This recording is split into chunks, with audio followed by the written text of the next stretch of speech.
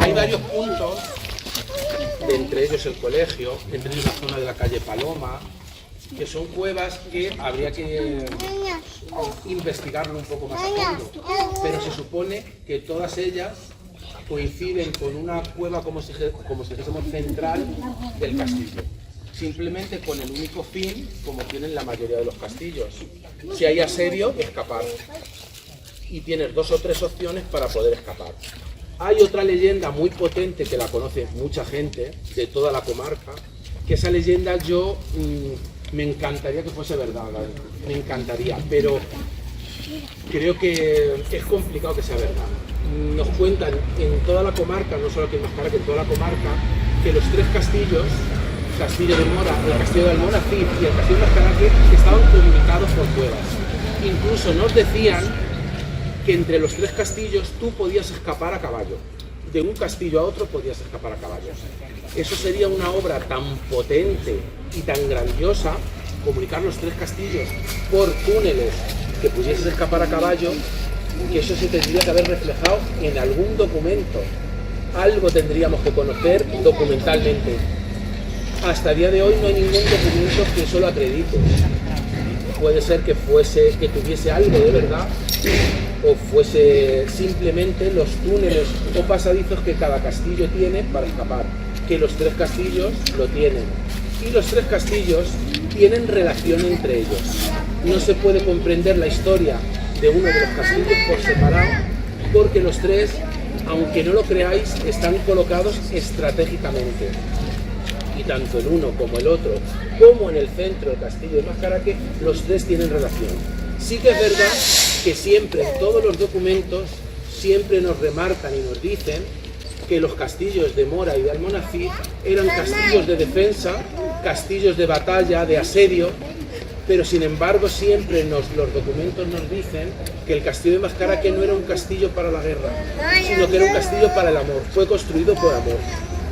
De hecho, la leyenda, otra de las leyendas que hoy queremos enmarcar en esta ruta que queremos ensalzar esas leyendas, luego la contaremos allí en el castillo. Esta leyenda nos cuenta que este castillo fue construido en ese momento, siglo IX, siglo X, pero un castillo construido para el amor. De hecho, los 3 castillos tienen un fondo muy importante musulmán, los 3 castillos, y sobre todo, como os decía antes, son castillos colocados muy estratégicamente, no están colocados así al azar. Efectivamente.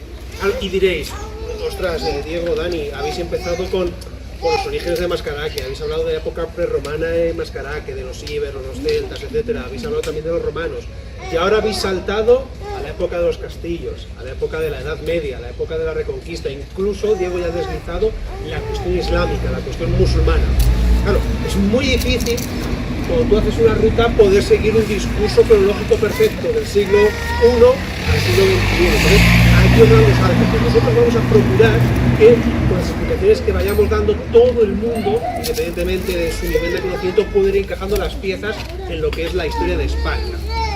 Antes de llegar a la Edad Media, antes de llegar a esa época de los castillos, que luego hablaremos porque además dentro de nada vamos a ir a un punto fundamental de lo que conocemos como la Reconquista española, vamos a acercarnos a la ermita de los Cristos, la ermita de la Veracruz.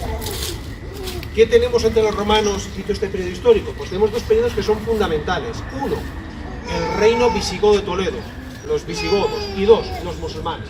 Sobre el reino visigodo de Toledo es muy sencillo. Seguro que a muchos de vosotros os suena la famosa lista de los reyes godos. ¿Verdad o mentira? Vale, pues hasta que no la digamos no nos vamos a casa. Los veintitantos reyes todos. Del primero que es el que va antes del segundo. Venga, el que va antes del segundo. Le tenemos casi. No es Chindacito, pero se ha arriesgado. Choque el puño, hombre, ahí está. Tampoco es que es el hijo. O sea, Chindacito, pero oye, el primero de los reyes es Alarico. Alarico, que es el que saquea Roma en el año 410. Y el último de la lista Rodrigo, ese nos suena mucho más, ¿de acuerdo? Vale, perfecto. Muy rápidamente, los godos tienen su origen en el sur de la actual Suecia, hacen una epopeya fascinante que les lleva a recorrer gran parte del este y sur de Europa, llegan a la zona de la península itálica, luchan contra los romanos, saquean la ciudad de Roma, saquean la ciudad de Eterna, se hace con un inmenso tesoro que seguro que os sonará porque se ha hablado muchísimo de él, como es la famosa mesa del rey Salomón. Los godos acaban creando un reino en el centro y sur de las antiguas Galias, en Francia, el reino visigodo de Tolosa, hasta que finalmente, en el siglo VI, levantan el reino visigodo de Toledo, que es el germen de España, ¿vale? ¿De dónde viene España? Reino visigodo de Toledo, ¿de acuerdo? Y ese reino visigodo de Toledo se llama así porque Toledo era la capital, y alrededor de la capital, como sucede en toda esta zona, había un montón de restos de época visigoda, pero es que tiene sentido. ¿Qué pasa hoy en día con Madrid? Alrededor de Madrid tenemos pueblos tan pequeñitos y con tan poco movimiento como Leganés, Getafe, Parda, Fuenlabrada, Majadahonda. No hay bromas, todo lo contrario. ¿Por qué? Porque cerca de la capital, da igual que estés en el año 500, 600 o estés en el año 2021, 22, 23 o 24, hay movimiento, hay jaleo. Y eso es lo que también pasó aquí. Ese reino visigodo de Toledo trabajó muchísimo por lo que es la unidad. Consiguieron unidad territorial, unidad religiosa, el catolicismo, que independientemente de las legítimas creencias o no creencias que tengamos en el siglo XXI, España es un país de tradición católica, se debe al reino visigodo, unidad legislativa, unidad a todos los niveles, y el reino visigodo con sus luces y sus sombras lo consigue. Pero ¿qué pasa? Que llega el famoso año del 711, la invasión musulmana. Seguro que ustedes han oído hablar de Tarik, de Muza, seguro que han oído hablar de la batalla de Guadalete, o mejor dicho, mal llamada batalla de Guadalete porque no tuvo lugar en esa zona, pero bueno, es algo que se nos ha quedado. Y allí fue derrotado el último rey realista, Rodrigo, y comienza la invasión árabe, la conquista omeya, lo que el romancero y las crónicas, fíjense ustedes, ya denominan como la pérdida de España.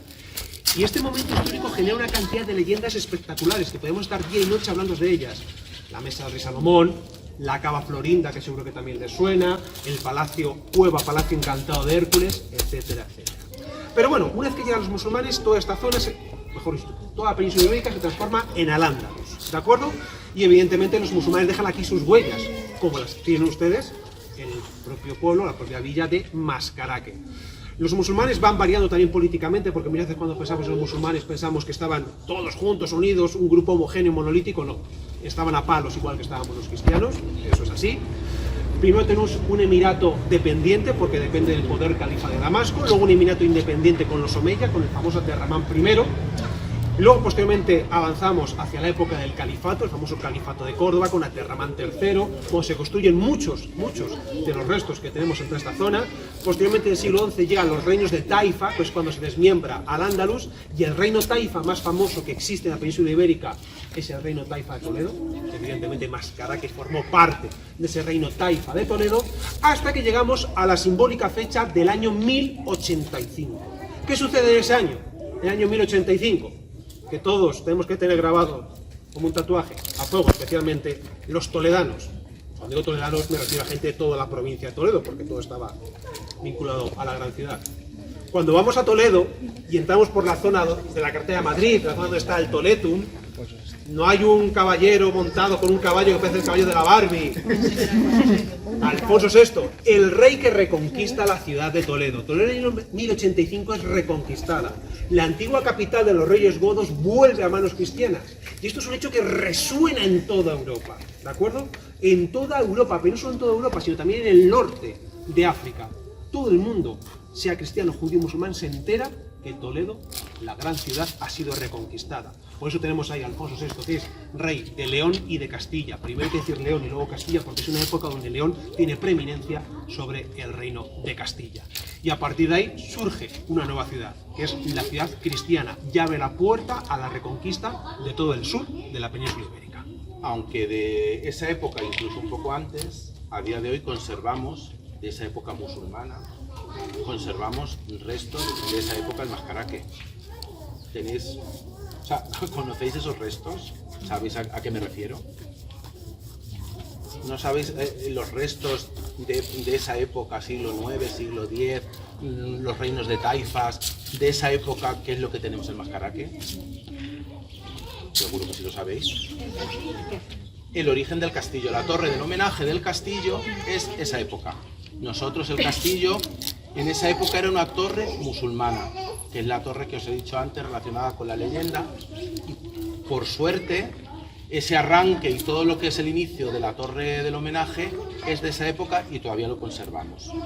Junto con que habría que investigar el tema de los pentáculos de Salomón de la Torre, los que se conservan originales, no las reproducciones. Los originales, casi seguros, tiene toda la pinta de que pueden ser también de ese momento. Del momento que se refería Dani, de los reinos de Taifas, esa reconquista de ese momento. ¿Ok? Continuamos. Vamos a...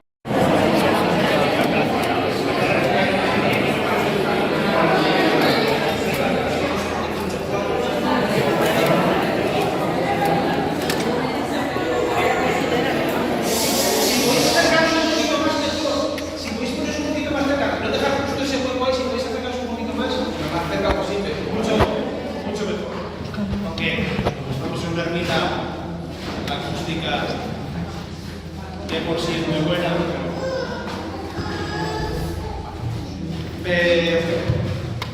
Nos ubicamos, se nota que hace más calor que en la calle, se nota bastante, pero dejamos la puerta abierta para que ventile bien. Muy bien, damas y caballeros, seguimos avanzando esta historia fascinante. Les vamos a lanzar una pregunta. ¿Cuál es la batalla más importante de la reconquista española? Una batalla fundamental, una batalla que sin ella todo hubiese podido cambiar hacia un lado o hacia otro. Las Navas de Tolosa. Efectivamente, año 1212. Antes de continuar, porque lo hemos dicho varias veces, y hoy en día, sobre todo con las redes sociales, y sobre todo esa red social que siempre genera mucho cariño y mucho amor, como es Twitter, que es como se ve hoy en día, hay mucha gente que dice que tiene que decir reconquista, que eso no es correcto. No hay que complicarse la vida. Se llama reconquista porque se está pensando en restaurar el antiguo reino visigodo de Toledo. Todos los reinos cristianos del norte, Asturias, León, Castilla, Navarra, Aragón, Cataluña, todos se sienten legítimos herederos del reino visigodo de Toledo. Por eso el nombre de restauración o de reconquista, que es lo mismo. Año 1212, como os decía, la batalla más importante de la reconquista española. Esa batalla tiene que ver mucho con la ciudad de Toledo, pero tiene que ver mucho con Mascaraque y tiene que ver mucho con el lugar en el cual nos encontramos, como luego va a comentar Diego. Pero yo quiero poner un pequeño esquema, contexto de lo que significa esa batalla de las Navas de Tolosa. El rey de Castilla, Alfonso VIII, porque otra cosa igual, hoy en día muchas veces eso de Castilla no suena raro, Castilla por un lado, Castilla la Mancha por otro. Seguro que han oído, los que son mayores, seguro que han escuchado un montón de veces de aquel refrán que decía: de Santander a Puerto Llano todo es campo castellano. O sea, hoy Castilla está destrozada, está troceada, pero tanto lo que es Castilla-La Mancha, Madrid, Castilla-León, La Rioja y Cantabria, todo eso era la Castilla originaria más allá del reino de Castilla, que acaba prácticamente completando o abarcando el 80% de la península ibérica. Como os digo, el rey Alfonso VIII, rey de Castilla, decide organizar una gran campaña militar contra los musulmanes. Y él dicta que ese ejército tiene que ser reunido en la única ciudad que pueda abastecerlo, que es la ciudad de Toledo. La ciudad de Toledo es la que va a reunir Toledo y alrededores al ejército cristiano. Y no solo eso, sino que no solo van a participar castellanos, sino que van a participar aragoneses y navarros. El rey de Aragón, Pedro II, y el rey de Navarra, Sancho el Fuerte, un tipo que medía más de 2 metros, participan en la batalla. León y Portugal oficialmente no participan, solo mandan voluntarios. Y en Toledo, el arzobispo de la ciudad, Jiménez de Rada, que es el que inicia la construcción de la catedral que dentro de nada es su cumpleaños, en 2026, 800 años, consigue que el Papa dé el título de cruzada. Y muchos cruzados europeos, muchos franceses, vienen a esta tierra a luchar contra los musulmanes. Pero ¿qué pasa? ¿Qué sucede? Que su mentalidad es distinta y tienen problemas con los cristianos de la península ibérica, porque en Toledo los cruzados europeos saquean la judería toledana y Alfonso VIII se opone a aquello. Esa no era la manera de actuar aquí, pero bueno, ellos no lo entendían. La cuestión es que conocemos perfectamente el camino que siguió el ejército cristiano desde Toledo a la zona de Peñaperros. Seguro que muchos de ustedes han ido a Andalucía, han cruzado Peñaperros para ir a Jaén, a Sevilla, a Córdoba, a apoyar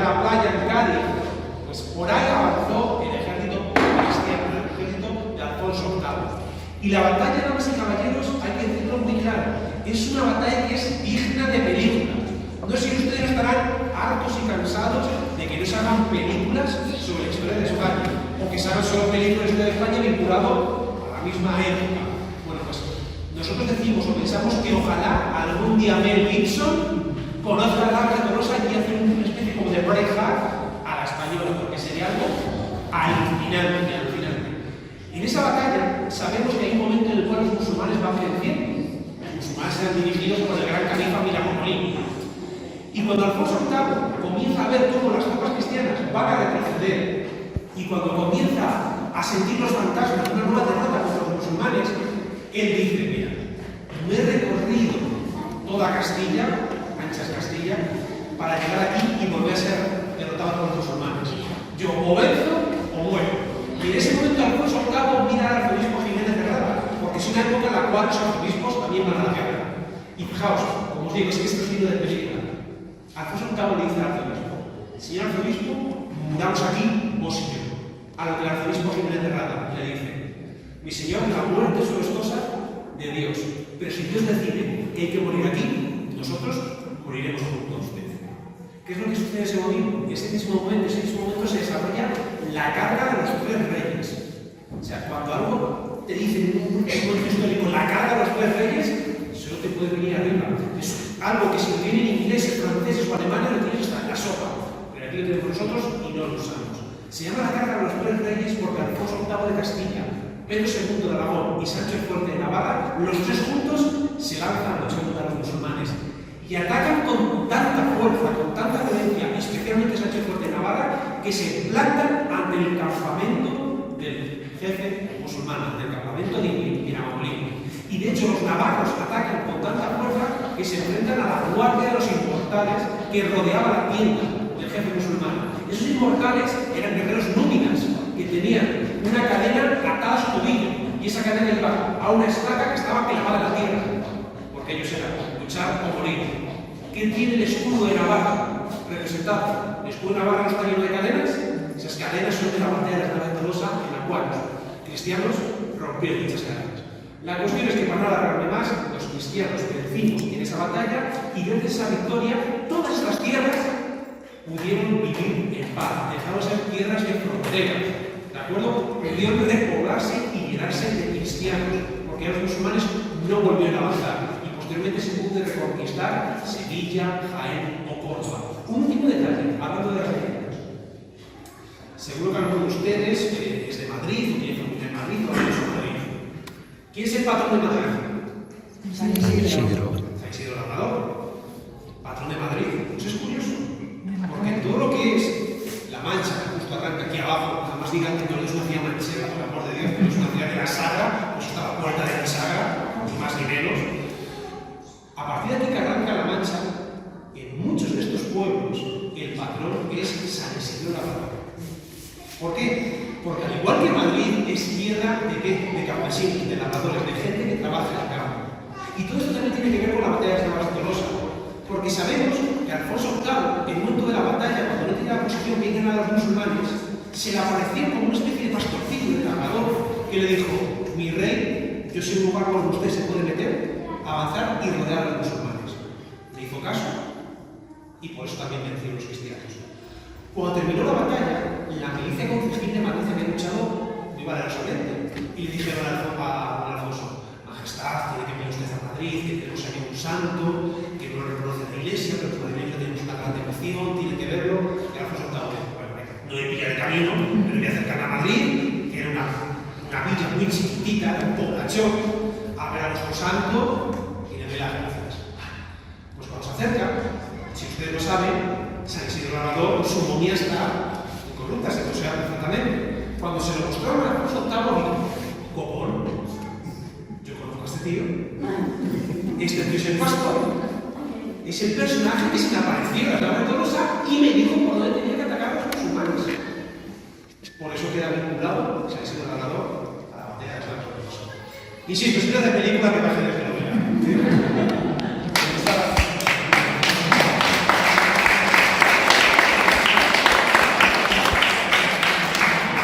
Y ahora la relación que tiene este sitio con esa batalla.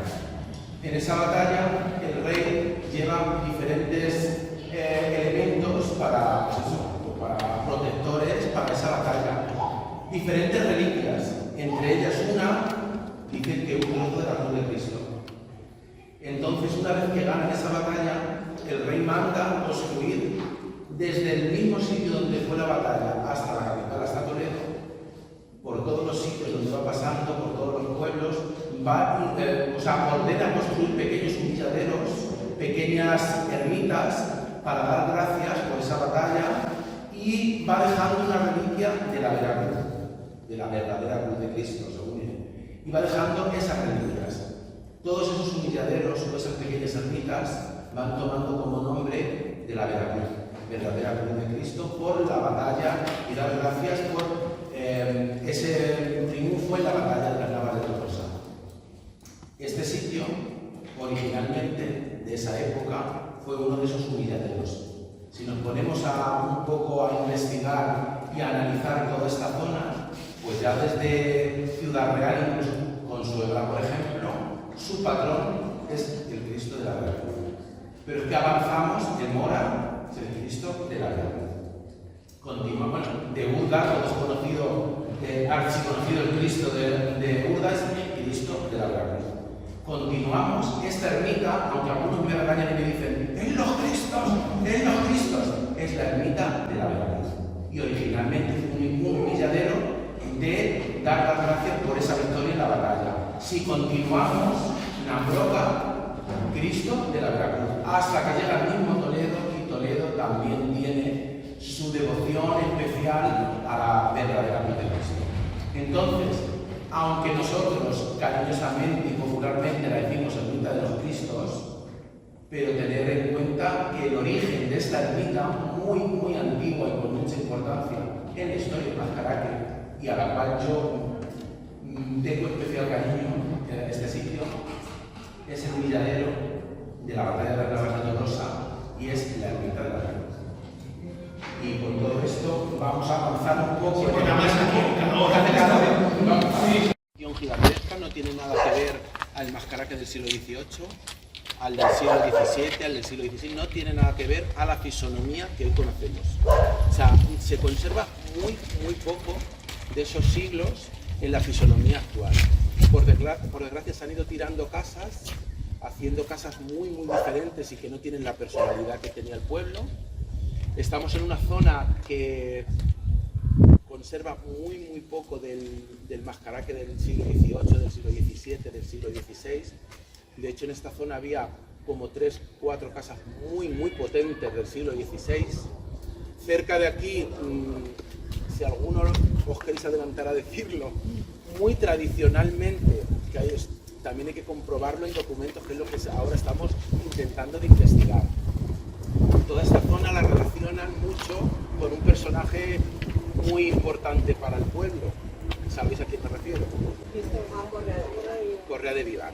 Mucha gente relaciona que todo esto, toda esta manzana, perteneció a la familia del pintor. Sí que sabemos que era una familia muy adinerada, tenían mucho dinero, o sea, era una familia muy potente. De hecho, él, el otro día tuve el placer de, en el archivo de Diputación, tener en mis manos toda una parte de su testamento. O sea, su testamento es inmenso. Un documento por unas 500 páginas solo pertenece a lo que él dejó a doncellas jóvenes para ayudarles económicamente cuando se tuviesen que casar. O sea, solo ese tocho grandísimo que encontramos de su testamento solo era para doncellas jóvenes para ayudarles cuando se tuviesen que casar. Luego hay otra capellanía dedicada a personas que no tuviesen casa, que hubiese que ayudarles incluso para comer. Pero es que además el Mascaraque fundó 2 capellanías. Una de ellas llamada la Capellanía de Mascaraque, dedicada a hacer obras de caridad. O sea, tenía tanto patrimonio que su legado a la hora del testamento es inmenso. Yo me imaginaba que era un testamento muy amplio, pero cuando llegamos allí, la directora del archivo me dijo: tengo un regalo que hacerte. Quiero enseñarte este documento, que es muy poco conocido, y nos sacó el documento, estuvimos viéndolo y nos quedamos maravillados porque claro, el patrimonio que tenía era inmenso. Una vez que muere en Toledo y subastan parte de sus propiedades, asisten a esa subasta todos los mejores artistas del momento en la capital, en Toledo.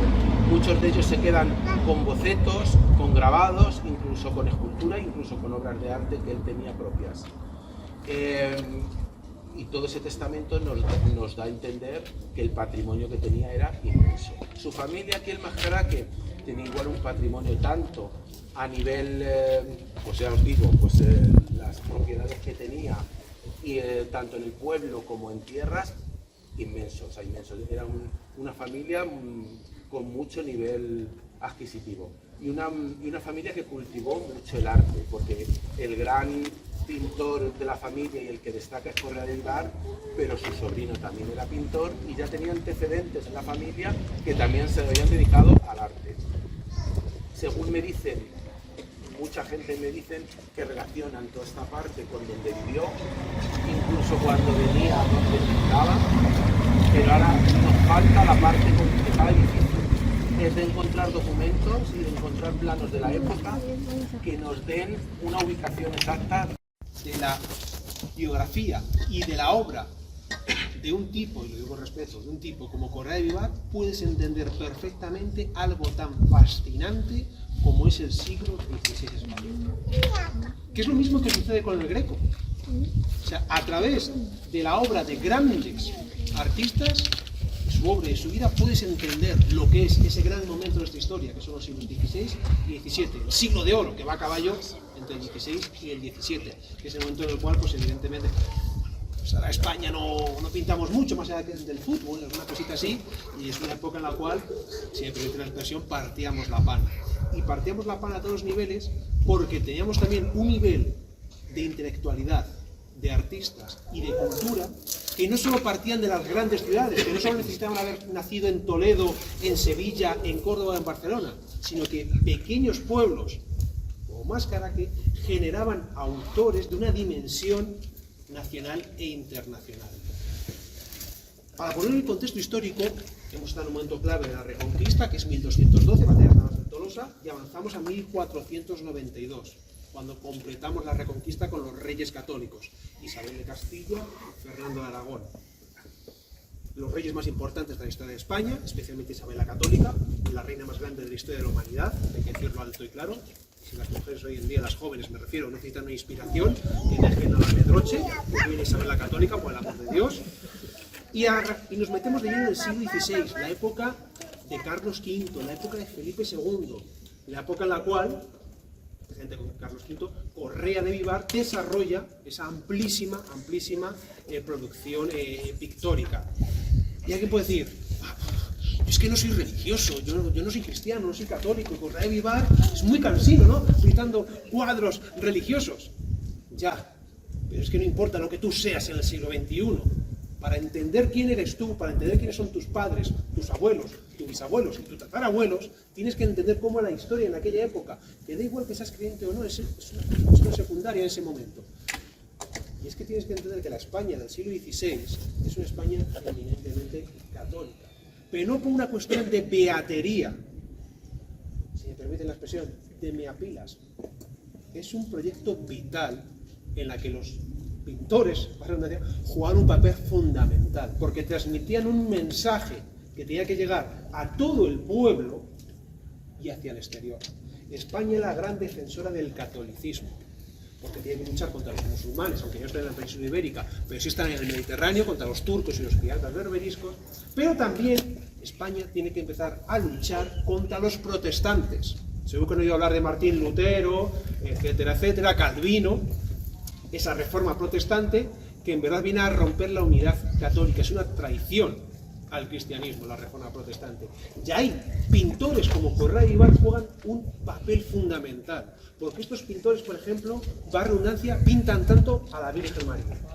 ¿Tiene cuadro Correa de Vivar de la Virgen María, sí o no? Muchísimos pocos. Y diré, ¿es casual? No es casual, porque en el catolicismo se defiende a ultranza la figura de la Virgen María, cosa que en el mundo protestante es muy secundaria. La Virgen María y los santos es algo completamente secundario. Ni siquiera aquello de la Inmaculada Concepción les cuadra mucho a los protestantes, pero para los cristianos católicos es algo fundamental. Por eso todos estos pintores, de ellos y en cabeza Correa de Vivar, ensalzan tanto la figura de Nuestra Señora, la figura tanto de la Madre de Cristo, de la Virgen María. Entonces, damas y caballeros, si queremos entender muchas veces nuestra historia, cambio el sentido de lo que iba a decir, recapitulo. Si a ustedes, imagínense, su hijo o su hija se va de Erasmus, se echa un novio o una novia de Finlandia, de Suecia, de Noruega, de Islandia, de donde sea, viene aquí a España, viene a Toledo, viene a Mascaraque, y dice, mira, voy a estar aquí, hola suegro, ¿qué tal? Voy a estar aquí en tu pueblo 24 horas. ¿Qué me puedes enseñar? ¿Qué me puedes mostrar para que yo entienda qué es eso de la España del imperio? ¿Qué es eso de que España del siglo de oro? Que estáis muchos españoles locos con ella y la echáis de menos porque ahora no pintáis nada en el mundo. Lo mejor que podéis hacer aquí en Mascaraque es coger un catálogo de obras de Correa de Vivar y que se empape de lo que significaba la España del siglo de oro. Además es muy curioso porque el cuadro que teníamos a la entrada, según entramos a la ermita de los Cristos, a la izquierda tenemos el cuadro del tránsito de la Virgen. Y es muy curioso porque hasta hace como un año no nos enteramos que una de las sinagogas más representativas de Toledo, la sinagoga del tránsito, lleva su nombre por el cuadro del tránsito de Correa de Vivar. Cuando restauraron la sinagoga, ese cuadro salió de la sinagoga y lo tienen en el Museo del Prado. Pero que sepáis que la sinagoga del tránsito de Toledo lleva ese nombre por el cuadro del tránsito de la Virgen de Correa. O sea, tenemos un paisano pintor que tiene, y no es porque yo lo diga, tiene una obra valiosísima, importantísima, repartida por los... ¿Cuántos cuadros hay en el Prado? 52 cuadros en el Prado, 14 el Museo de Santa Cruz. Nosotros aquí no tenemos ni uno, por desgracia. Lo más cercano que tenemos original de Correa es, hubo un retablo que pintó para Mora con 8 cuadros, 8 tablas, y de las 8 se conservan 5 originales de Correa. Es lo más cercano que tenemos, original. Por desgracia, a nosotros no nos ha quedado nada, a no ser que alguno de vosotros tenga alguno y nos lo ha dicho. Si lo tenéis, decirlo, pues saberlo. Y si alguno os interesa invertir en arte, que sepáis que hay un cuadro muy pequeñito en subasta de Correa de Vivar. Y estáis a tiempo de... ¿A cuánto sale? De salida está, si tenéis ahorrado algo, está como entre los 500.000 euros de salida. Entonces, si es pequeñito y os puedo en el salón, os cuadra. Queda bien. Si queréis invertir en arte, que sepáis que que se puede pujar por él. Muy lejos, acercamos un poquito. Acercas un poquito, pero Bueno, pues vamos a continuar. Luis, que te acerques un poquito más. Está sujetando el muro. Está sujetando el muro. Vamos a continuar y estamos en una calle muy enigmática, la calle Paloma. Os digo muy enigmática porque en documentos que hemos estudiado de diferentes épocas nos aparecen varios asesinatos en la calle. Aparte de varios asesinatos, nos aparece un documento del siglo XVIII que en una misma noche, en la calle, lo que no sabemos exactamente en qué número, murieron 2 hermanos. En condiciones misteriosas que no se saben, esa misma noche murieron 2 hermanos. Aparte, anterior, en el siglo XVII, es donde encontramos un documento de un asesinato en la calle. Por eso esta calle, junto con esos documentos que nos aparecen de asesinatos y de muertes, aparece también esta casa que es, yo creo que de las más mágicas que nos quedan en Mascaraque, sobre todo por su leyenda. Esta leyenda no la tiene cualquier casa. Después de las tinieblas llega la luz. Tela marinera. Después de las tinieblas llega la luz. Toda la virtud con nosotros. Año de 1641. Esta casa, aunque sí que es verdad que su primera construcción es anterior a esta fecha, cuando se construye el grosso grande de la casa, está construyéndose también el inicio del actual templo, de la actual iglesia. No la que teníamos originaria, que era del siglo XIII, sino la que conocemos hoy. Se están iniciando esas obras.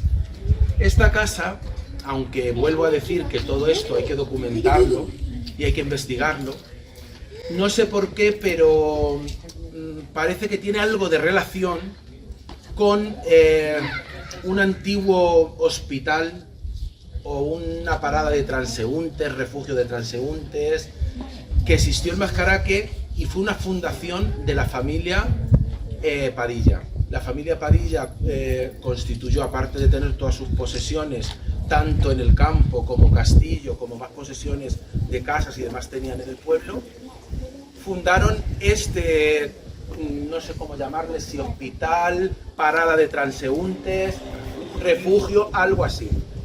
Se piensa que esta casa, el origen, tiene mucha relación con esa fundación de la familia Padilla. Hoy en día, por desgracia, pues la casa se encuentra como se encuentra. Tiene restos, aparte de tener restos del siglo XVII, también tiene restos anteriores. Es una casa que también puede ser que esté relacionada, habría que investigarlo más a fondo, con esos propios pasadizos o túneles que había de escapada en la fortaleza del castillo. A lo mejor sí que tiene algo de relación, si era una fundación de la familia Padilla, el castillo también, no sé, eso habría que un poco investigarlo.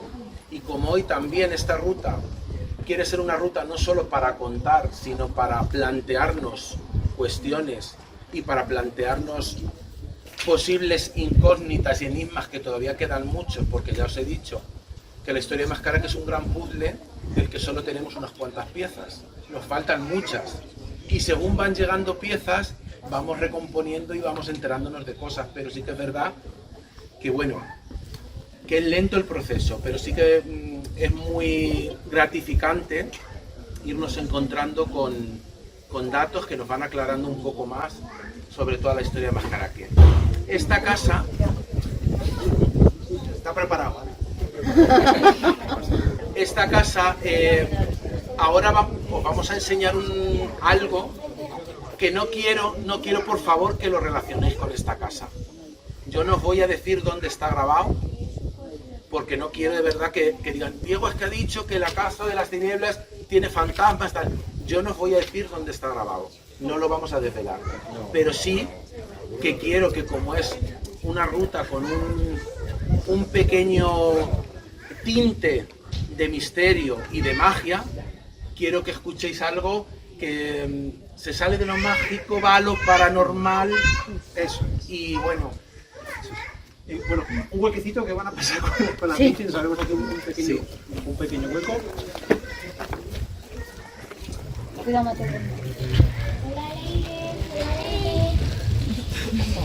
Antes de escuchar esa sorpresa sonora, vamos a denominarla así. Algunos estabais deseando de escucharla. Sí, por el camino nos lo decíais, bueno, aquí hemos venido por Carnaza. No os preocupéis que va a haber de todo, porque también uno de los objetivos que tienen este tipo de actividades, este tipo de rutas, es que veamos que no solo la historia, no solo las leyendas, no solo el arte, todo ello es cultura, pero también lo que llamamos el misterio, esa gran etiqueta de misterio, también es cultura. Fenómenos desconocidos, fenómenos paranormales, fenómenos fronterizos, todo eso también es cultura cuando se trata con rigor y con seriedad. Lo que es una casa encantada, lo que es un poltergeist, lo que es una psicofonía, todo eso, repito, con rigor y seriedad también es cultura. Algunos se están poniendo un poco nerviosos, están mirando, oye, vente para acá, estás muy lejos. Un par de cosillas más. Lo que vamos a hacer, evidentemente, es escuchar una psicofonía. Pero antes de escuchar la psicofonía, les queremos lanzar una pregunta. ¿Qué es una psicofonía? Porque ni Diego ni yo, ni siquiera nuestra compañera Raquel, que es quien nos va a poner la psicofonía, sabemos que es una psicofonía. O bueno, mejor dicho, no podemos certificar 100% que una psicofonía es esto.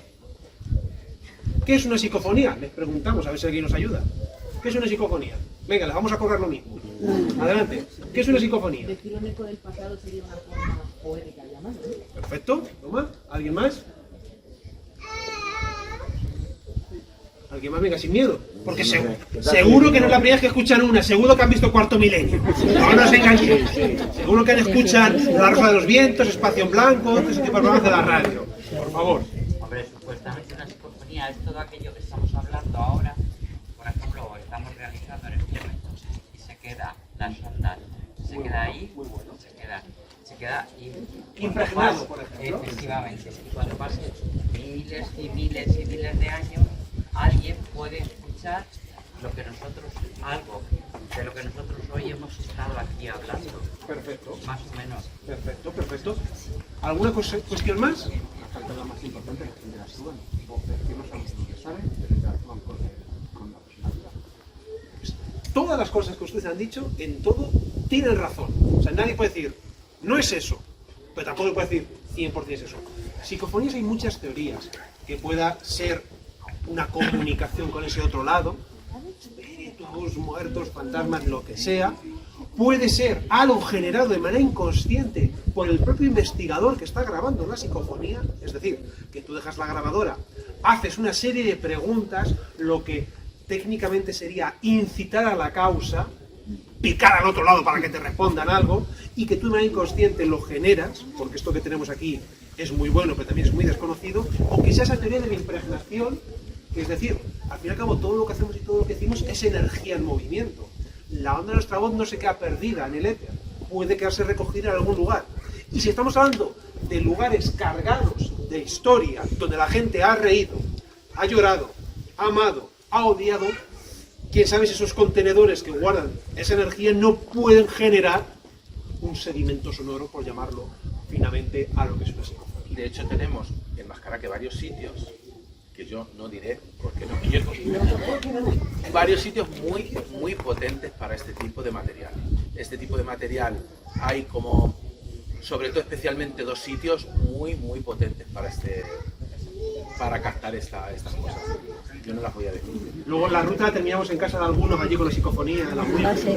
Si alguno, este mundillo de lo misterioso, de lo paranormal os gusta, ya os adelanto que no sé si en otoño o invierno vamos a tener una jornada de misterio. Alguno ha dicho, la que vamos a ligar. Bueno, Raquel, cuando vuestra merced quiera, acercaos un poquito más, porfa. Es que si no, no lo vais a oír bien. Sí, acercaos un poquito más, sin miedo. Es lo típico, siempre que podemos una psicofonía la gente empieza allí y luego acaba aquí. Si el miedo lo tienen por... yo creo, ¿no? Pues vosotros lo hemos puesto aquí por aderezarlo un poquito más, pero pensad que a lo mejor me estuviésemos escuchándolo. Pero no, os lo vuelvo a decir, por favor, no relacionéis esta grabación con esta casa. No, 100% garantía. No quiero que luego me digan, han puesto los fantasmas de... No, es de otro sitio. Diego me decía, ¿o en el ayuntamiento o aquí? Hombre, yo creo que aquí tiene un poquito más de gracia, ¿no? Que la misma cosa, ¿no? Vale, pues por favor, silencio absoluto. Lo que vamos a hacer es poner la psicofonía, pero para ver qué captan ustedes, qué escuchan ustedes, porque es que por sí sola, sin nosotros decirles, poner subtítulos, tiene tanta fuerza, es tan buena. Primero escucharlo, pero no digáis. Y ya cuando lo paren, cada uno dice lo que ha entendido. Vamos con ello. ¿Nos podemos ir? Nos podemos ir. No, la pregunta. Eso es la pregunta que hace el investigador.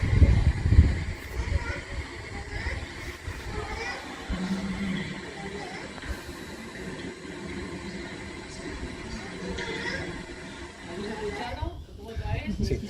No escucháis unas voces a lo lejos, evidentemente. ¿Nos podemos ir?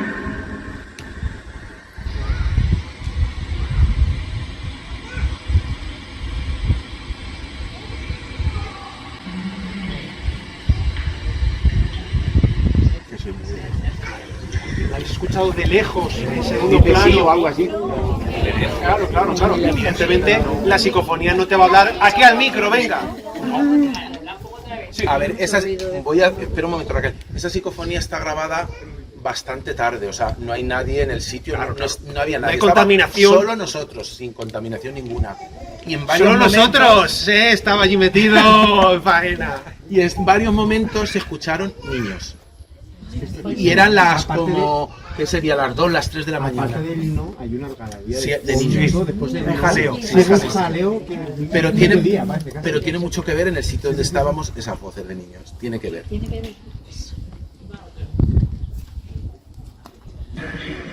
¿Nos podemos ir?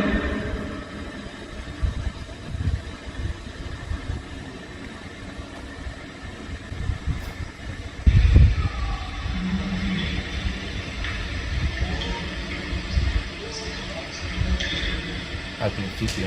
El no se escucha mucho y luego se oyen niños. Eso es. Y luego hay otra. Me parece voces de mujer. Que entre Escuchando voz de el niño y voz de no es mujer adulto. muchas veces El no es más adulto. Esos susurros. A mí me suena. ¿Tienes alguna más por ahí, Raquel? Tenemos hay dos, sí. ¿Eres un espíritu maligno?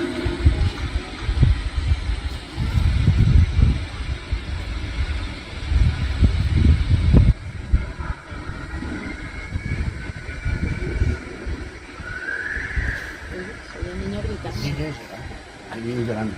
Muchos. Se fue toda la noche.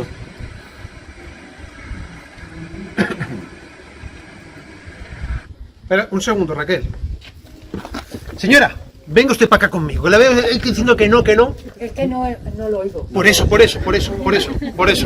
Porque, de verdad, los niños... Van a escuchar los niños, así voy a quedar yo ahora aquí, ¿no? Yo creo que los niños se escuchan muy bien. Entonces, por eso... Luego ya usted piensa lo que quiera, pero yo creo que los niños se escuchan muy bien, de verdad. ¿Eres un espíritu maligno?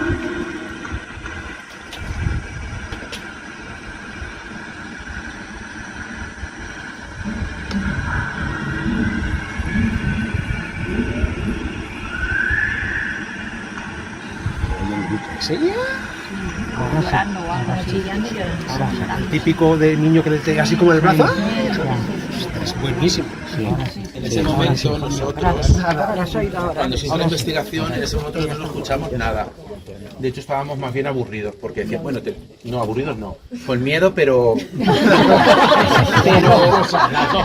no, pero era como decir, si es que no.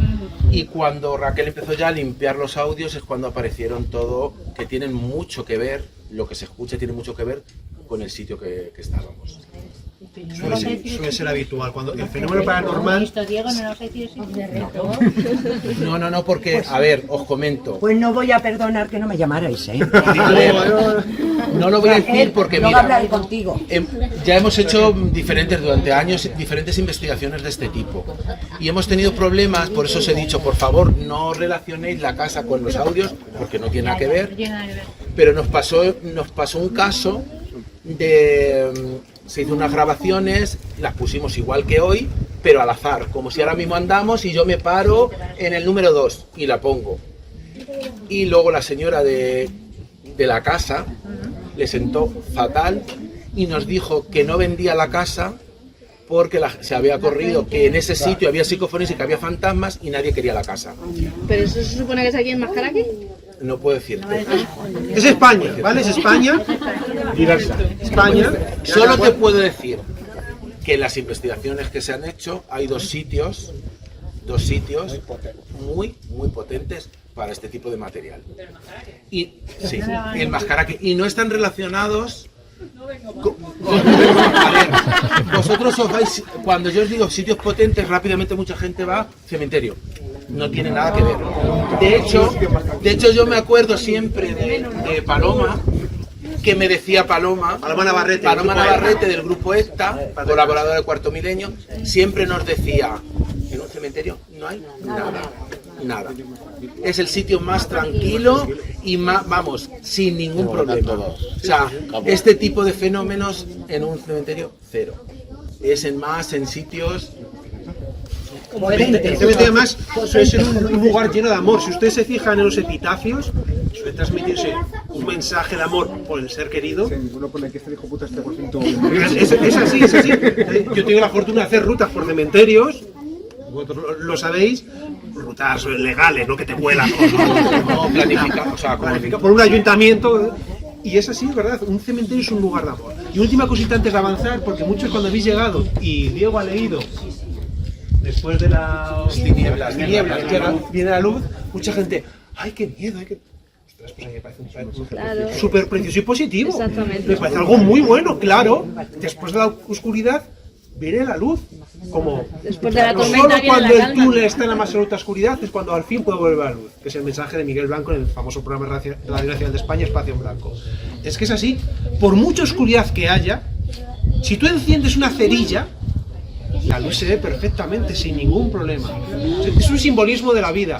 Aunque esté todo muy mal, muy fastidiado, siempre en algún momento la luz llega. Por eso siempre nosotros decimos que hay que ir por el camino de la luz.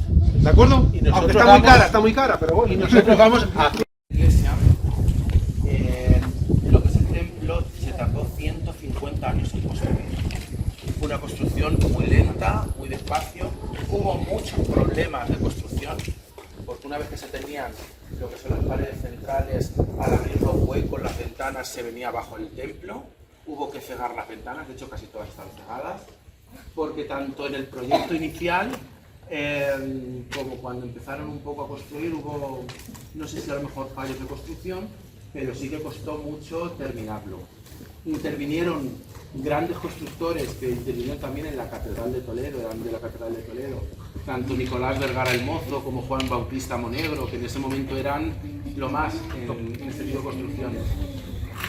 Y esos 150 años, según nos dicen los documentos, convivieron las dos iglesias. La que teníamos, que tuvo que ser una auténtica joya del siglo XIII, la del siglo XIII ocupaba todo esto, continuaba. O sea, convivieron pared con pared, esta con la otra convivieron durante 150 años. Cuando esta iglesia estuvo terminada, se dio la orden de derrumbar lo que quedó de la anterior. No conservamos de la edificación del siglo XIII casi nada. Muy pocos elementos que se rescataron de esa demolición y se incorporaron en el templo nuevo. Uno de esos elementos que también está por investigar y también está por documentar es aquel escudo. Aquel escudo, según tenemos en los documentos, corresponde a un elemento del anterior templo. Este templo, que es del siglo XVIII, está rodeado, como todos los templos de esa época, por su cementerio. Toda la zona que vemos ahora ocupada por el patio y por todas las casas de alrededor era el antiguo cementerio, que hasta 1812 estuvo ejerciendo con enterramientos. Una vez que este cementerio se clausura, se pasa al cementerio que hoy conocemos. El cementerio que conocemos hoy no tiene ninguna lápida ni ningún enterramiento más antiguo de esa fecha, porque ya se empezó a enterrar allí. Que sepamos, si no hay algún documento que no conocemos, de aquí no salió ningún cuerpo para el cementerio nuevo. Todos quedaron aquí. Se piensa que el enterramiento quedó por completo en la zona que ocupaba. Había dos zonas de enterramiento, una dentro del templo y otra fuera del templo. Tradicionalmente, y yo creo que era así en todos los templos, cuanto más pasta tenías, más cerca del altar te enterraban. Si tenías mucho dinero, ocupabas los primeros puestos a orilla del altar. Si tenías un poco menos de dinero, más atrás. Si tenías muy poco, casi en la parte del coro. Y si ya pues estabas canino, pues en la parte exterior. En la parte exterior donde cuadrase. En el cementerio hay enterrados en este cementerio original diferentes nobles de la época que vivieron en Mascaraque, porque tuvimos como unas 8 o 10 casas nobles y están enterrados algunos de ellos en este cementerio, y sobre todo vuelvo a acoger a Correa de Vivar, le tenemos enterrado aquí. Él muere en Toledo, a los 3 días le traen a Mascaraque a enterrarle, porque él deja dicho que le entierren con su padre y con su madre en el mismo sitio, y le entierran en el cementerio. Exactamente no sabemos si 10 metros más para allá o 10 metros más para acá, pero entre tu casa y el patio, por ahí tiene que estar la cosa. Vamos a entrar ahora adentro y continuamos. Vamos para adentro. Ya estamos confinados.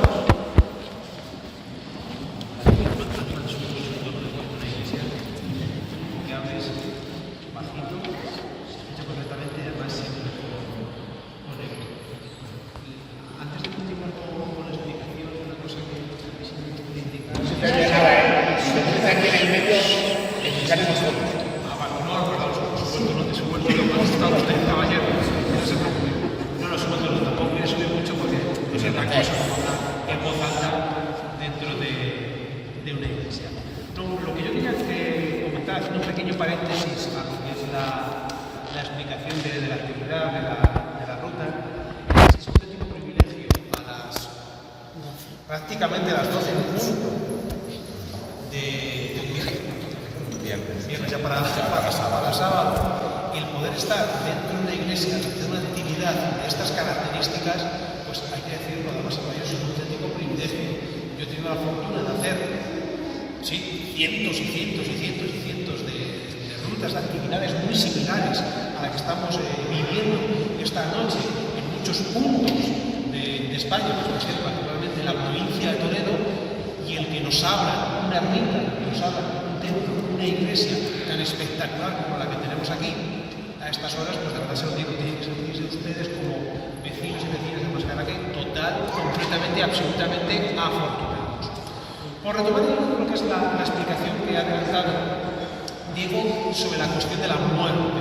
Evidentemente la muerte estaba muy ligada a los templos, las iglesias, los conventos, los monasterios, etc.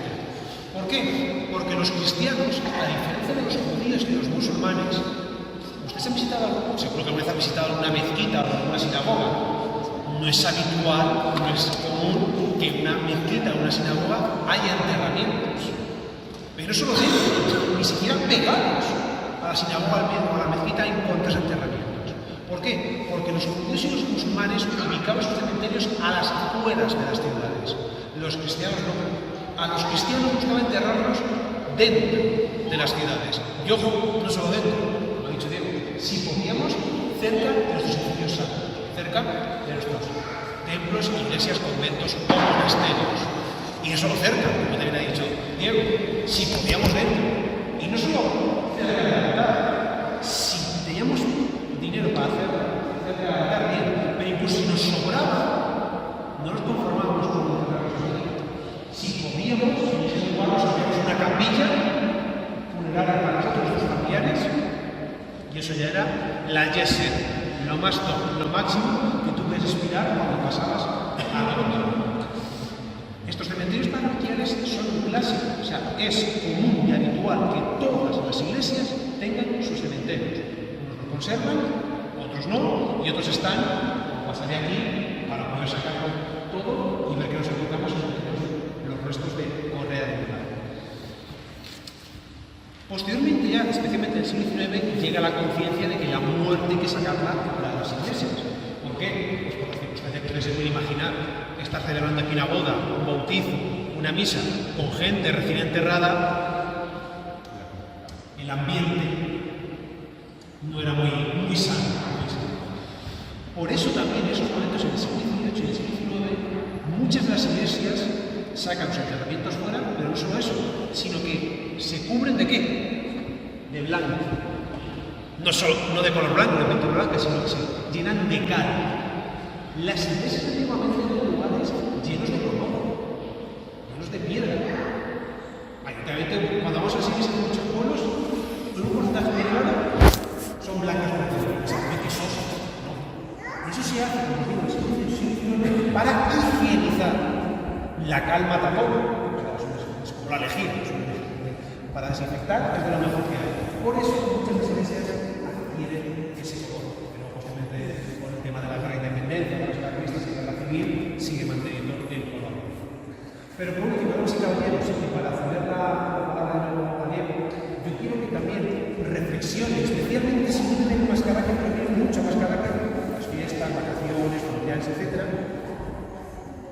Y después de ver esta iglesia, vayan a Villaminaya, a Manzaneque, a Broca, a pueblos de alrededor de Mascaraque, y si encuentran la iglesia tan espectacular como esta, y eso que ha perdido muchísimo,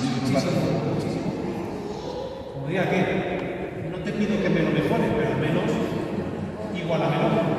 Y es muy difícil encontrar en esta parte de la provincia de Toledo, y yo me he quedado alucinado cuando he visto que eso me dio suerte de la fuera, una iglesia tan espectacular como Esto le quiere decir algo muy básico, más que la cuestión de la fe, la cuestión espiritual. Cuando tú tienes un pueblo, con un castillo como el que tiene Mascaraque, una ermita como la que tiene, con esas casas nobiliarias que tiene la tiene, tienes una iglesia que es el edificio más importante, tan grande y espectacular, eso quiere decir que en este pueblo hubo mucho pueblo. A ver, interrumpiendo un poco, llevamos mucho tiempo intentando investigar porque no nos corresponden los documentos que aparecen con el número de personas que vivían en el pueblo. En siglos que, por ejemplo, en Mascaraque había habido 290 personas, el patrimonio que había, de dónde salía lo que estamos investigando. Cuando nos ponemos a investigar, por ejemplo, por poner un ejemplo, el ajuar de la Virgen de Gracia, no nos corresponde que tenga tantísimas obras de arte, un trono de plata, arcas de plata, joyas de esa época que trabajasen para la hermandad, los mejores plateros de Toledo. No sabemos por qué viene eso, de dónde viene. Si nos ponemos a analizar este templo, el retablo que tenía, la potencia del retablo era algo impresionante, con columnas armónicas, órgano, etcétera, etcétera.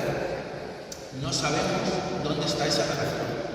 Ningún pueblo de la comarca con el número de habitantes que tenía Mascaraque tenía ese patrimonio.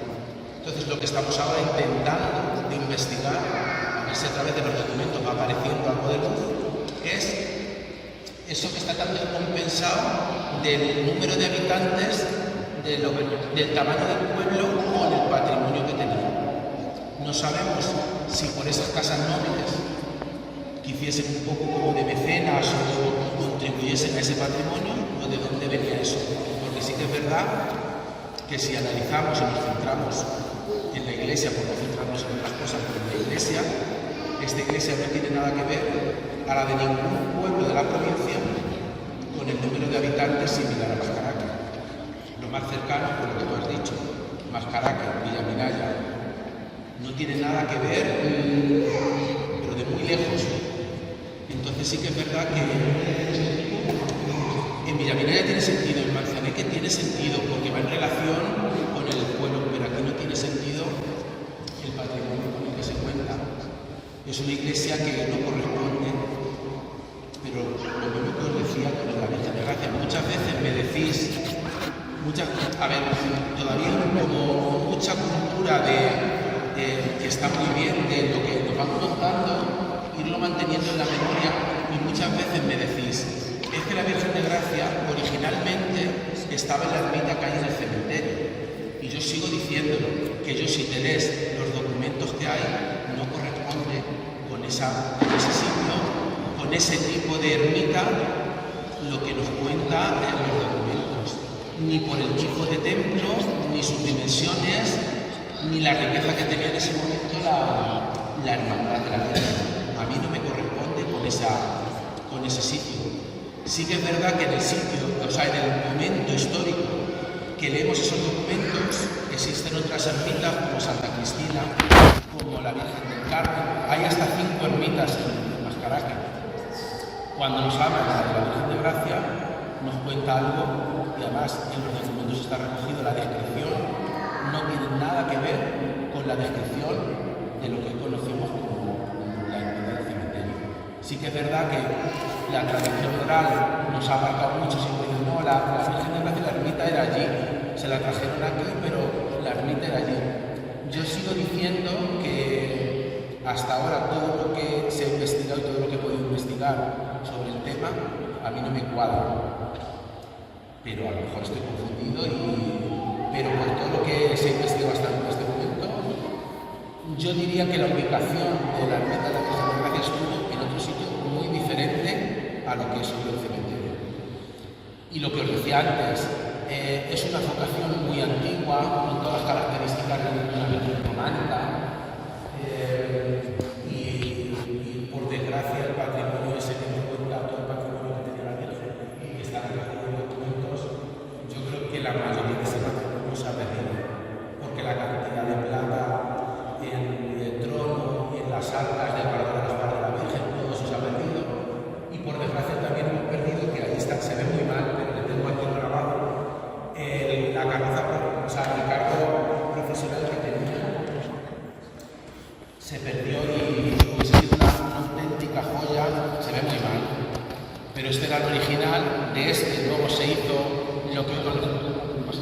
De ese se hizo lo que hoy conocemos, pero claro, el carro original hoy hubiese sido pues una auténtica obra de arte haber conservado. Pero bueno, por desgracia, con lo que se hizo, según me han contado, porque yo he ido preguntando, y según me han contado, se hizo una adaptación lo mejor posible del regalo que quedaron algunos ángeles, algunos se utilizaron para ponernos en el carro que hoy se saca, pero claro, sí que es verdad que es muy bonito que el que tenemos hoy en día no tiene nada que ver al original. El original era una pasada. Luego a lo mejor es interesante, que seguro que la conocéis la foto, pero sí que es interesante a lo mejor que los que no la conocéis, esto es un trozo del retablo anterior. El retablo anterior tenía unas columnas salomónicas impresionantes, grandes, y no tenía regalo. En Santa María Magdalena no la tenía así de bulto. Tenía un gran cuadro,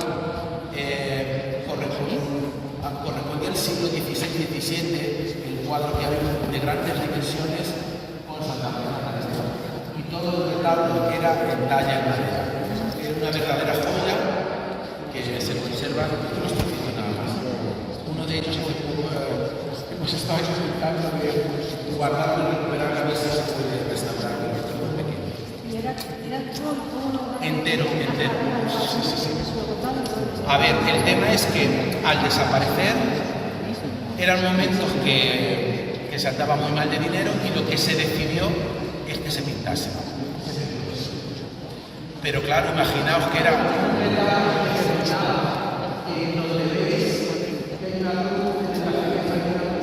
allí terminaba. Y era entero en talla en madera y con tablas a lo que pintaba. Había dos laterales que a mí siempre me dicen, y no es posible que del anterior templo del siglo XIII se trajese aquí material, porque del anterior templo sí que es casi seguro que existiese obra de Correa en el anterior. ¿Es posible que se trajese aquí? Sí. Y es posible que uno de estos dos retablos fuese con obras de Correa. Pero claro, se perdió todo, incluso un órgano impresionante del siglo XVIII, que era un órgano de tubos, que era una pasada en una obra de arte, se perdió por completo. La iglesia, vamos a ver, la iglesia quedó una nave, o sea, quedó sin nada. Se quedó sin nada. Lo único que conservamos es cosas que están guardadas. Tenemos como 5 o 6 cuadros que habrá que investigarlos, porque sobre todo hay dos que merecería la pena investigarlos junto con aquellos dos. En el archivo hay otro que también merece mucho la pena investigarle. Pero bueno, ahora que vamos a tener la suerte de que nos va a visitar un restaurador, que nos vea, que nos valore, porque yo estoy convencido que por lo menos hay 2 o 3 de ellos bastante buenos.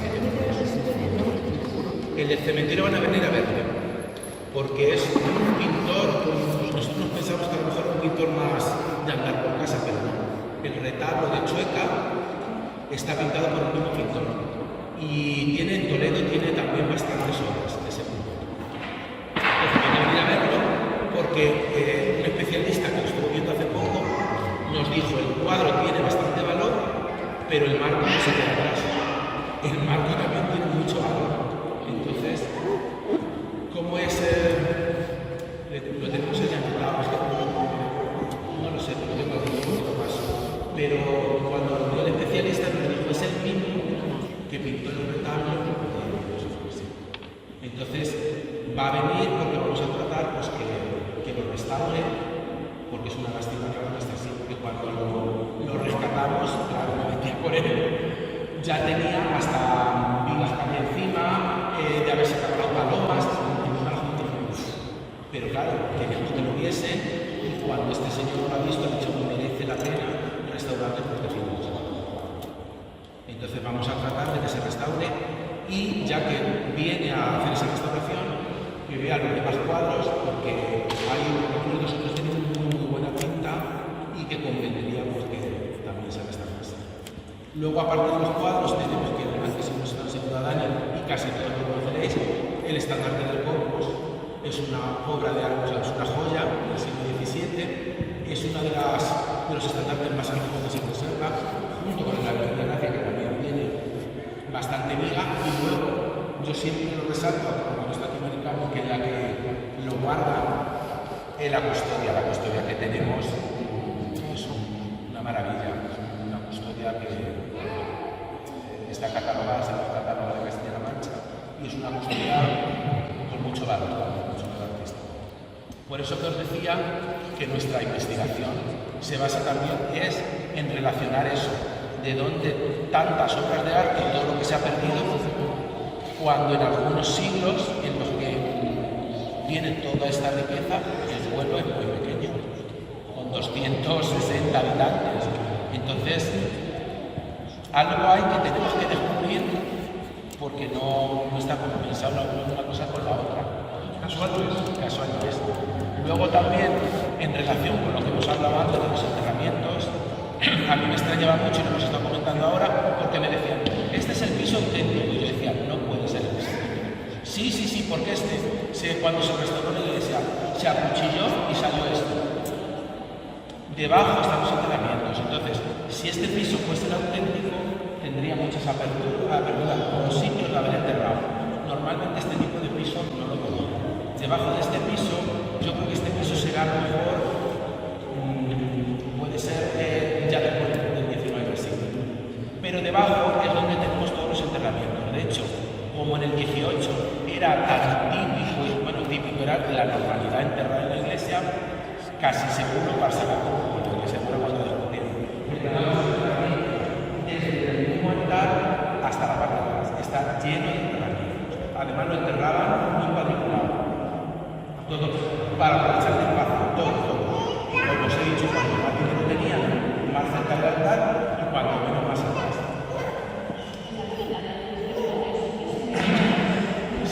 Fíjate qué curioso, en la ermita, estos enterramientos ya fueron posteriores a estos, pero yo no sé por qué.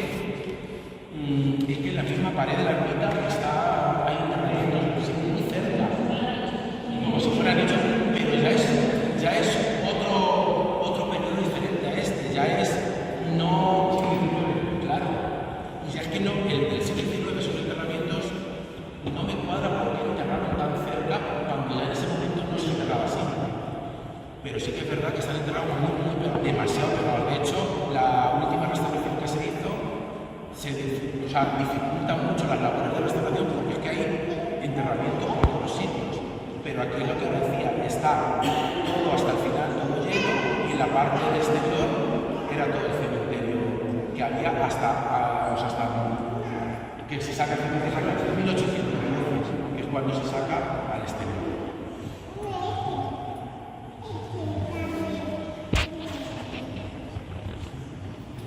¿Alguna duda? ¿Alguna pregunta? ¿Alguna cuestión? ¿Algo queréis comentar, corregir, aportar? ¿Algún dato que tengáis que conocer? El castillo ha cambiado mucho desde el origen, como os dije, a lo que conocemos hoy ha cambiado muchísimo.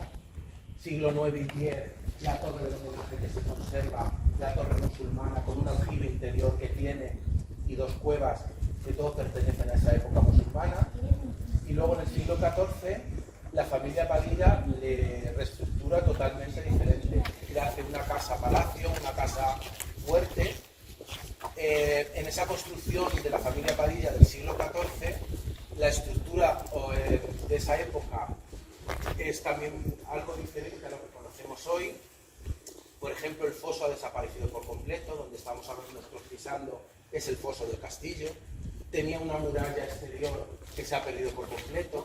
Aquí yo tengo unas fotos que todavía no estaba restaurado tal, y se ve parte de la muralla exterior en esa parte. O sea, lo que es la muralla, foso y algunas de las torres sí que las hemos perdido, pero lo que es la estructura, como si dijésemos, central del castillo es la que se ha mantenido. Sí que de la parte musulmana, tanto aljibe como las partes de cuevas y algunos de los pasadizos sí que se conserva. Y bueno, el exterior, yo siempre destaco que todavía los pentáculos de Salomón, protectores de las entradas y las ventanas y puertas del castillo, por suerte conservamos originales. Los de esta parte, que ahí vais a ver dos, y los de la parte interior son originales, y este de la puerta trasera es una réplica, una copia de esos originales. los originales casi seguro que estamos hablando de ese siglo IX-X, otorgan un carácter muy mágico a este castillo. De hecho, yo antes lo hablaba con Dani. Hay documentos que atestiguan que diferentes logias de ocultismo, de magia, de Toledo, venían a reunirse al castillo. El castillo se le tenía como un sitio, pues eso, de ocultismo, de magia. Tanto es así que, por ejemplo, hay documentos de la época de los Reyes Católicos, que los Reyes Católicos se intentaron por todos los medios que se destruyese el castillo, que desapareciese el castillo. Entonces ellos mandaban su emisario para comunicar que tenían que deshacer almenas o que tenían que deshacer muros y tal, y el emisario que mandaban los Reyes Católicos, imaginaos qué concepto tenían de la edificación mágica y esotérica, que no se atrevía nunca a entrar al castillo. Dicen en los documentos que cogía el pergamino, lo ataba a una piedra y lo tiraba por encima de la muralla para que cogiesen el comunicado, porque no querían entrar nunca dentro. Porque ya os digo, desde el inicio de esa reconstrucción del castillo siempre se le ha relacionado como un sitio mágico, esotérico, los pentáculos de Salomón, la distribución de las almenas, era como algo misterioso. A día de hoy sigue siendo misterioso, sobre todo el entrar. Era gran cuenta pendiente, yo creo que tenéis en Mascaraque, porque igual que hemos dicho que el pueblo es afortunado por tener esta iglesia, es afortunado por tener este castillo, porque a diferencia de lo que sucede con Almonaciz o con Mora, esos castillos, que bien es cierto, son más grandes, pero están muy fuera del entorno urbano. A Mascaraque sí le sucede con, por ejemplo, Orgaz. El castillo está muy integrado en lo que es el pueblo, y si en este caso sucediese como si pasó en Orgaz, se cediese al pueblo a la hora de poder realizar actividades en la localidad, pues imaginaos, claro, que estas explicaciones se pudiesen hacer ahí dentro, pudiésemos meternos en las tripas, entrañas del castillo, que las noches del castillo las pudiese hacer dentro, pues todo evidentemente sería oscuro. Pero bueno, más allá de todas estas cuestiones, y Dios dirá, el castillo está muy vinculado, como ha dicho Diego, a la familia Padilla, y eso nos lleva a un episodio histórico fundamental para Mascaraque, para Toledo y para Castilla, que es la revolución de las comunidades, la guerra de los comuneros. Como decimos, un elemento clave y fundamental en la identidad de Mascaraque. ¿Por qué? Porque está vinculada a esa familia de los Padilla, porque el gran capitán de los comuneros fue Juan de Padilla.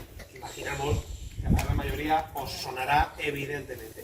Simplemente para ponernos mínimamente en contexto. ¿Qué es eso de los comuneros? Nos vamos al año 1519, 1520. ¿Quién gobierna en Castilla? ¿Quién gobierna en Aragón? El emperador, o el que va a ser emperador, Carlos V. Carlos V tiene un problema, y es que es visto como un rey extranjero. No sabe hablar castellano. En los puestos importantes de Castilla sitúa extranjeros, a lo que se llama flamencos, belgas y neerlandeses. Y además, los reyes católicos se habían dejado las arcas de Castilla llenas de dinero hasta arriba. Y los flamencos, la corte que rodea a Carlos V, vienen de Flandes, de la zona de Bélgica, Bruselas, Gant, de Brujas, donde allí no tienen ni un euro, ni un maravedí, ni un florín de la época. Y cuando llegan a Castilla, ven que aquí hay mucho dinero y comienzan a meter las manos a los pueblos. Claro, los castellanos, muy orgullosos nosotros, no vimos con buenos ojos esta política y nos levantamos contra los extranjeros que rodeaban a Carlos V, porque además esto contravenía el testamento de Isabel la Católica, que dejó muy claro, dicho, que el reino jamás podía acabar en manos de extranjeros. Esos comuneros estuvieron ubicados en grandes ciudades como Toledo, Segovia, Ávila, pero también en más pequeñas, Cuenca, Guadalajara, Madrid, pero también en pueblos más pequeños, véase Mora o véase Mascaraque. Esos comuneros tuvieron grandes capitanes: Salamanca, Francisco Maldonado; Segovia, que siempre se visita Segovia y es una estatua maravillosa de Juan Bravo; y Toledo, Juan de Padilla. La familia de Padilla, lógicamente, se alineó con su gran exponente, como decimos, es Juan de Padilla. Pero ¿qué pasa? ¿Qué sucede? Que los comuneros en verdad no podían vencer, especialmente cuando la gran nobleza castellana y la gran iglesia castellana se ponen al lado de Carlos V. Son derrotados el 23 de abril de 1521 en los campos de Villalar, provincia de Valladolid. Y fijaos, si muchas veces os preguntáis ¿quién es Juan de Padilla? En verdad, vale, sí, he oído hablar mucho de los comuneros, pero yo siendo de Mascaraque, me tengo que sentir orgulloso porque este caballero esté vinculado a mi vida y esté vinculado a mi pueblo. Bueno, solo dos ejemplos para que entendáis el carácter y la forma de ser de Juan de Padilla. Cuando Juan de Padilla está en Villalar luchando contra los imperiales, contra el ejército de Carlos V, y está viendo que están perdiendo, están cayendo como moscas, cuando ve que sus amigos, sus compañeros están siendo masacrados, están siendo apresados, él como caballero decide que tiene que morir en batalla. Se montó en su caballo, se rodeó de sus últimos 4 o 5 leales y se lanzó contra las líneas enemigas en una carga épica, de nuevo digna de película.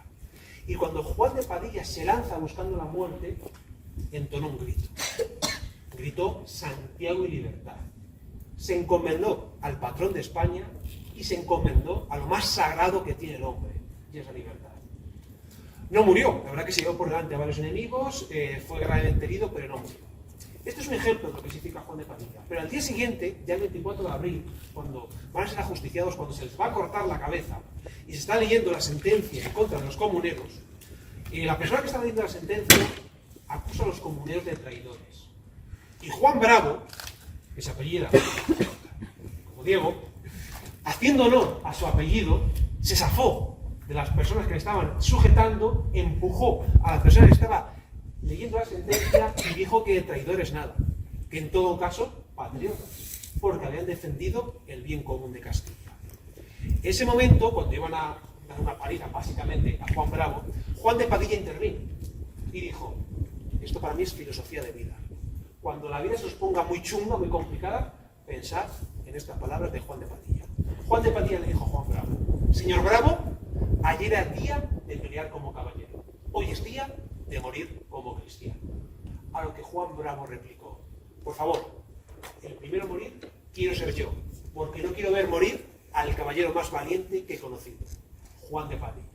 Pues Juan de Padilla, damas y caballeros, os pertenece a todos y cada uno de vosotros.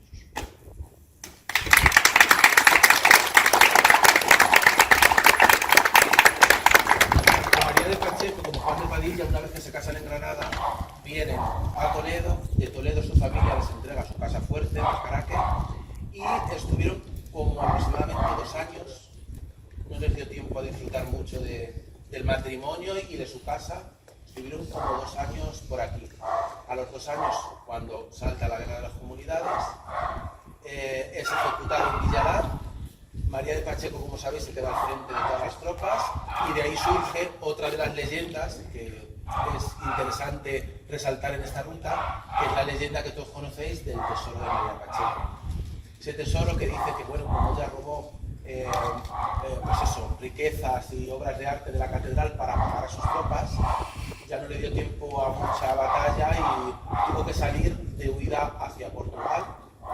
Dicen que en ese paso por Mascaraque dejó todo aquí porque ella pensaba volver pronto, cuando tuviese el perdón del rey. Ese perdón no lo tuvo nunca, todo lo que dejó quedó aquí. Ella murió en Oporto, está enterrada en la catedral de Oporto. Por desgracia le pasa como a Torre de Vivar, que exactamente no se sabe dónde está porque ha desaparecido la ubicación, no hay ningún simbología o placa que lo indique, que no se sabe. Y bueno, al no volver, dicen que las riquezas quedaron aquí, en uno de los pasadizos del castillo. Pues decían que lo que decimos siempre, que hoy un mascaraqueño estará, pues eso, durmiendo sobre un tesoro.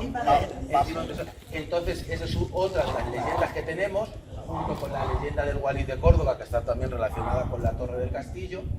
Y yo creo que ese momento de los comuneros fue muy importante para Mascaraque, para el castillo, para la familia Padilla, que nada más y nada menos fueron señores del castillo durante 400 años.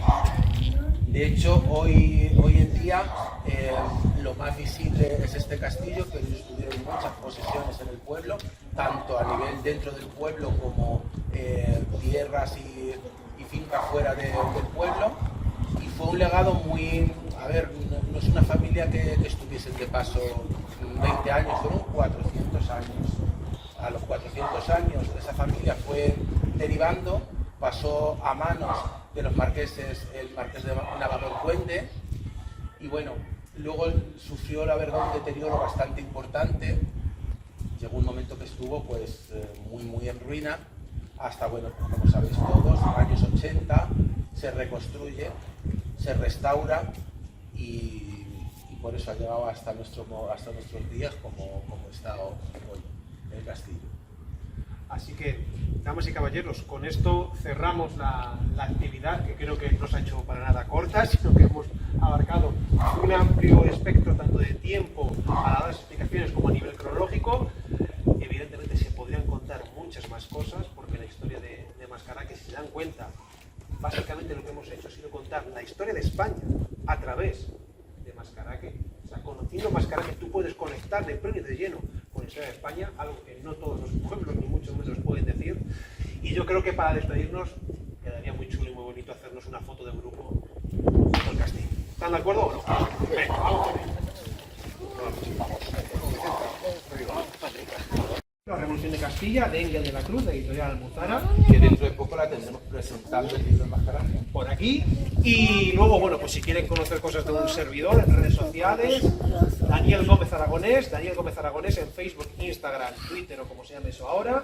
Y será un placer allí encontrarnos y quién sabe, volver a vernos en alguna ruta por Toledo, Madrid, o viendo alguna presentación, algún libro, o quién sabe de nuevo, en Mascaraque. Cuídense mucho, que vaya todo bien. ¡Viva Mascaraque, Cocó!